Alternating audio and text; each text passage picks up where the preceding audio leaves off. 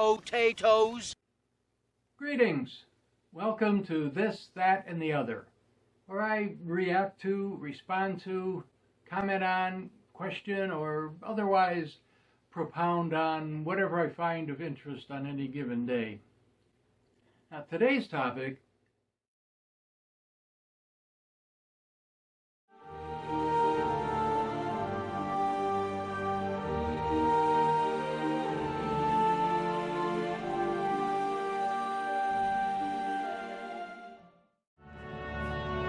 Edoras, and the golden hall of Meadowseld. There dwells Theoden, king of Rohan. And that's about all you really need to know for now.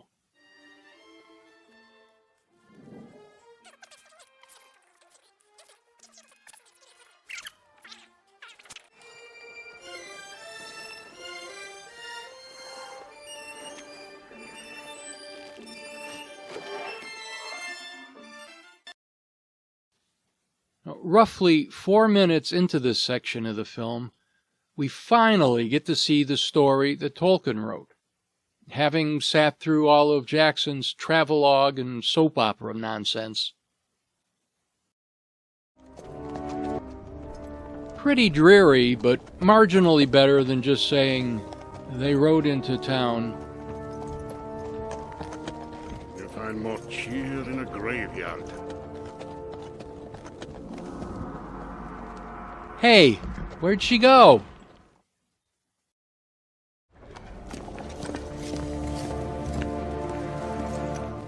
I cannot allow you before Theoden king so armed, Gandalf Greyhim. By order of Grima Wormtongue. Love the barely disguised disdain for the name Grima Wormtongue.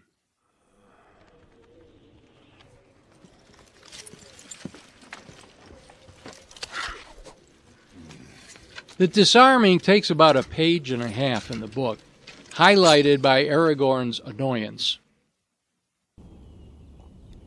Aragorn stood a while hesitating. "It is not my will," he said, "to put aside my sword or to deliver Andúril to the hand of any other man." "It is the will of Theoden," said Hama. "It is not clear to me that the will of Theoden, son of Thengil, even though he be Lord of the Mark, should prevail over the will of Aragorn, son of Arathorn, Elendil's heir of Gondor." "Truly," said Aragorn, "and I would do as the master of the house bade me, were this only a woodman's cot, if I bore now any sword but Andúril." Slowly Aragorn unbuckled his belt, and himself set his sword upright against the wall. "Here I set it," he said, "but I command you not to touch it, nor permit any other lay hand on it. In this elvish sheath dwells the blade that was broken, that has been made again. Telchar first wrought it in the deeps of time. Death shall come to any man that draws Elendil's sword, save Elendil's heir."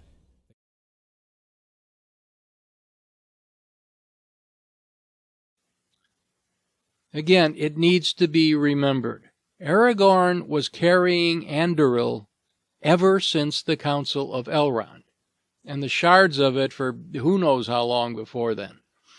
Elrond did not bring it to Rohan or wherever it was. Elrond never left Rivendell at any time during the war.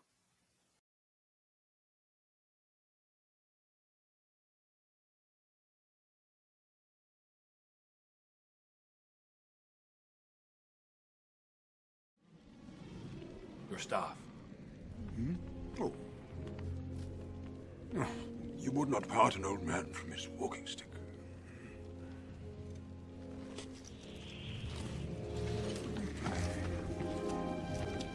Everybody likes Gandalf's little wink to Aragorn here. The courtesy of your hall is somewhat lessened of late.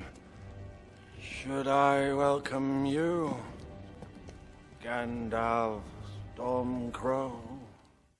Once again, we come up against Peter Jackson thinking that adaptation means either moving sentences and paragraphs around in a scene and adding a big fight, Keep your or tongue. throwing out the source material and writing whatever you I have not want. passed so far in death to bandy crooked words with a witless worm. Stop. I told you to take the wizard's staff! In the gloom, they heard the hiss of Wormtongue's voice. Did I not counsel you, Lord, to forbid his staff? That fool Hammer has betrayed us! There was a flash as if lightning had cloven the roof. Then all was silent. Son of Finger! Wormtongue sprawled on his face. Too long have you sat in the shadows. I would stay still if I were you. Hearken to me. And not a word about a dwarf boot on his chest. I release you from the spell.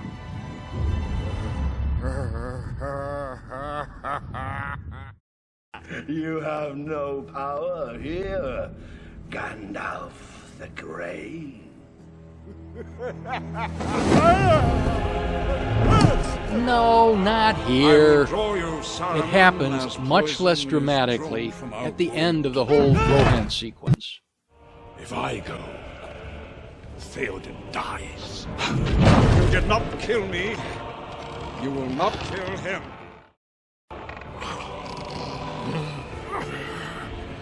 Rohan is mine. Be gone.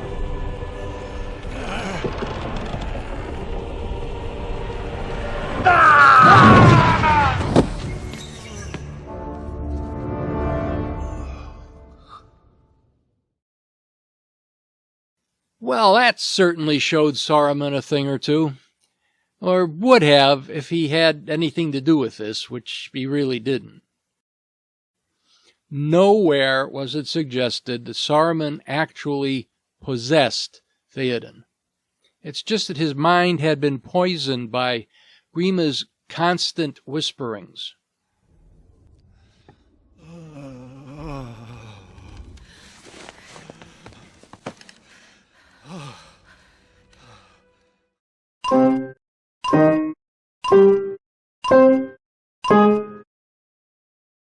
Breathe the free air again, my friend.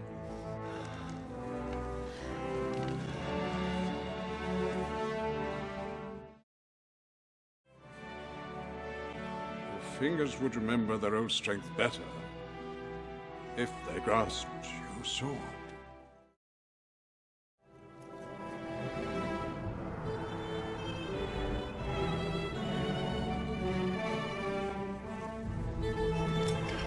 The business with Theoden's sword is quite different. Here, Hama brings the sword immediately. But first, I must mention that Jackson got Eowyn's description spot on. Credit where it's due. Very fair was her face, and her long hair was like a river of gold. Slender and tall she was, with her white robe girt with silver, but strong she seemed, and stern as steel, a daughter of kings. What is to be done? Much, said Gandalf. But first send to Eomer. Do I not guess rightly that you hold him prisoner by the counsel of Grima, of him that all save you named the Wormtongue? I will do as you ask. See, I told you. Check out 1630 of episode 7. Hama goes to get Eomer. Gandalf and Theoden have a chat about the state of affairs. Then Gandalf says, Your fingers would remember their own strength better if they grasped your sword. on cue, Eomer strides up. Take this, dear lord, said a clear voice. it was ever at your service. 2 men had come softly up the stair and stood now a few steps from the top. Eomer was there. No helm was on his head, no mail was on his breast, but in his hand he held a drawn sword, and as he knelt, he offered the hilt to his master.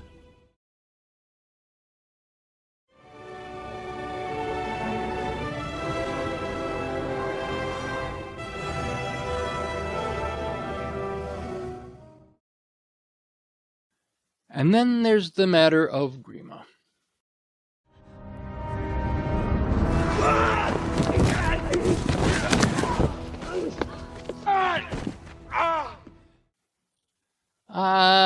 No.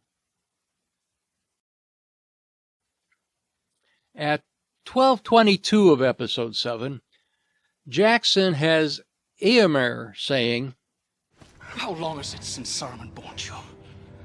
What was the promised price, Grima? When all the men are dead, you will take your share of the treasure."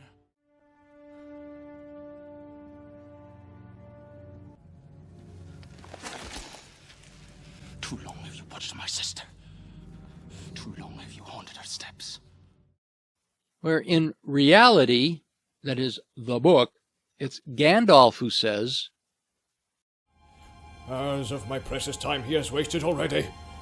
Down, snake!" He said suddenly in a terrible voice. Down on your belly. How long is it since Saruman bought you? What was the promised price? When all the men were dead, you had to pick your share of the treasure and take the woman you desire. Too long have you watched her under your eyelids and haunted her steps. Eomer grasped his sword. That I knew already. He muttered. For that reason I would have slain him before, forgetting the law of the hall. But there are other reasons. He stepped forward, but Gandalf stayed him with his hand. Theoden did release him without Aragorn's intervention to go wherever he chose, being judged by his choice. Where is Theodred? Where is my son? Another 4 minutes of unnecessary schmaltz instead of getting on with the story.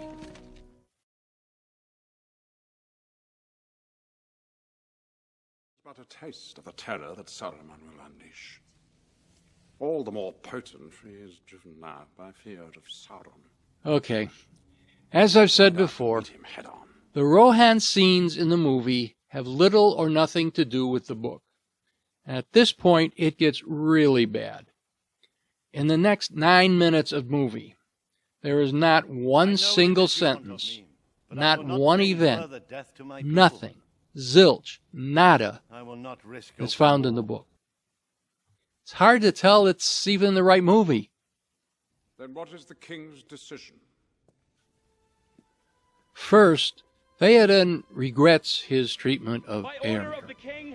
In fact, Theoden declares that if he did not return from the coming battles, Eomer should inherit the throne. Then he confirms his gift, formerly just a loan, of Shadowfax to Gandalf. It is decided that Éowyn should lead the non-combatants to Dunharrow, another of Rohan's strongholds, but one in the south, further away from Isengard, while Theoden, with Éomer and Gandalf by his side, lead the riders to Helm's Deep.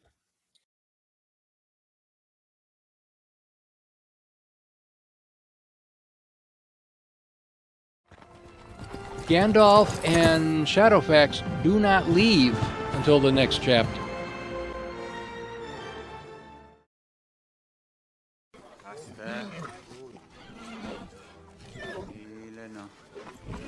There is no Brago for Aragorn to tame, no horse whisper.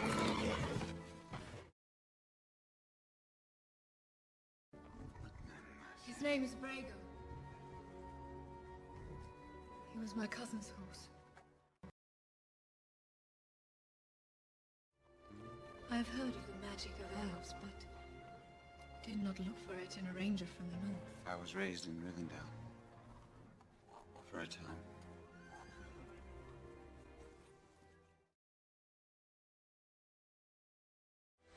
Turn this fellow free.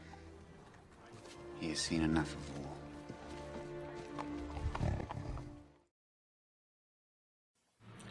And above all, no bleepin' Saruman. Gandalf the fool.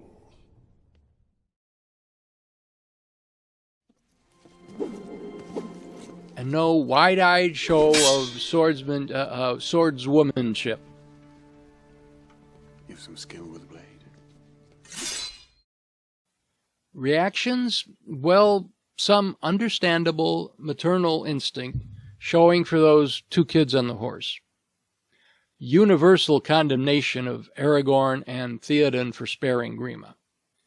Now that can pass for now, since I have no way of knowing that Grima is destined to play a critical role later on.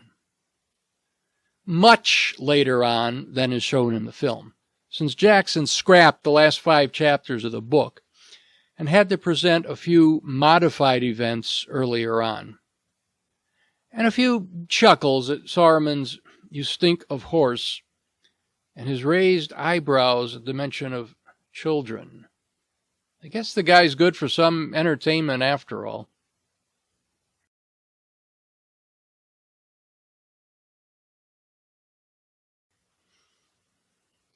Time for our next hyperspace jump to Book 4. Of course, we must prepare ourselves once again for Jacksonian adaptation. Now, there are 4 basic techniques. 1, move stuff around and add a big fight. 2, omit large parts of the source material. 3, invent a whole bunch of new stuff. 4, combine numbers 2 and 3, otherwise known as mass confusion. The chances of a scene being filmed actually as described in the book are usually minimal.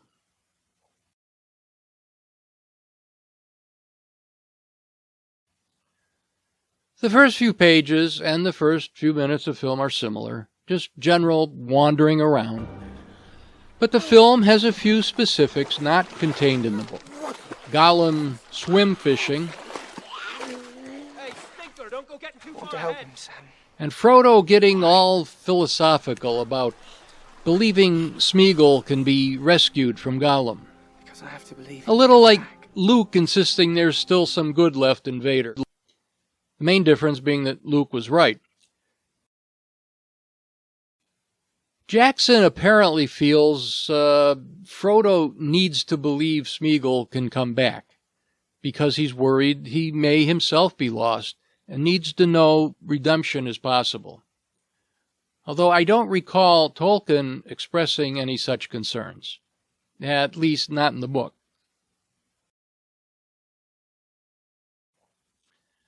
However, as it turns out, Jackson is responsible for some of the most memorable, almost iconic bits in the film. He came up with "A Wizard is Never Late" back in episode 1. And then there's this, Smeagol's exorcism of Gollum, temporary though it may be.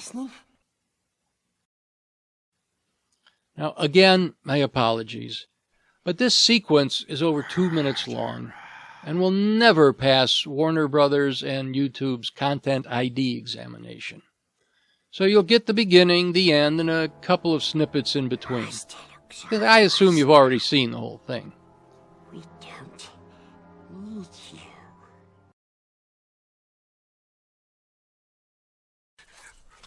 you. We told him to go away.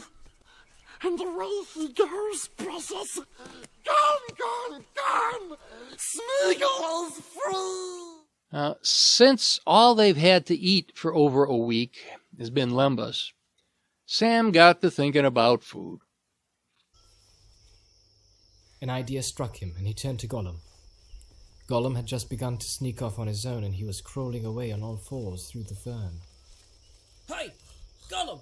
said Sam. "Where you going? Hunting? Well, see here, old noser.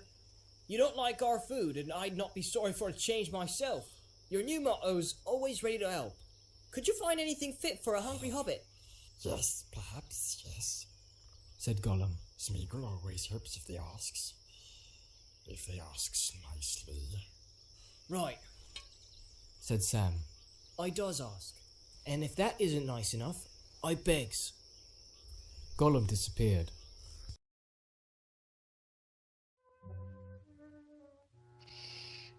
Be very, very quiet. I'm hunting rabbits. Look! See what Smeagol finds? Now, they do have the discussion about raw versus stewed. And Sam yearns for herbs and, you guessed it, potatoes, which he does enunciate. He does not, however, chant the various ways they can be prepared.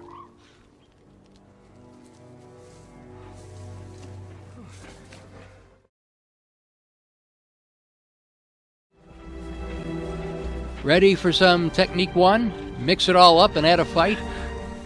Did you hear a whistle or what sounded like an answer? Who are they? A few minutes back. I hope it was only a bird, but it didn't sound like that. More like somebody's mimicking a bird call, I thought. Last war that will cover all the world in shadow. Mr. Frodo! Look! One thing it could be. A heffalump. It's an oliphant. Frodo and Sam did hear whistles that sounded like birds. They hid in the bushes and heard voices as men approached. They were taken by Faramir's troop before the Southrons, also known as Haradrim, arrive 5 pages later. They were not identified as such, only called wicked men, servants of Sauron by Gollum.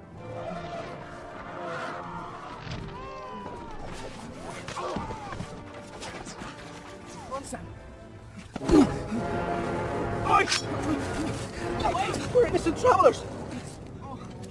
There are no travelers in this land, only servants of the Dark Tower. Those that claim to oppose the enemy would do well not to hinder us. The enemy? Now, Frodo isn't helping his cause by being so confrontational. His sense of duty was no less than yours, I deem. Actually, the Gondorians are much more, well, I don't want to say friendly, but they are less belligerent towards the hobbits, being more amused at these small-scale adventurers. The real discourse between Frodo and Faramir occurs in the next chapter, which we won't see for about a half hour in the movie. For now, however, we've abruptly reached the end of the first disc in the set, which makes it a convenient place to stop. So we'll see you next time, back in Rohan.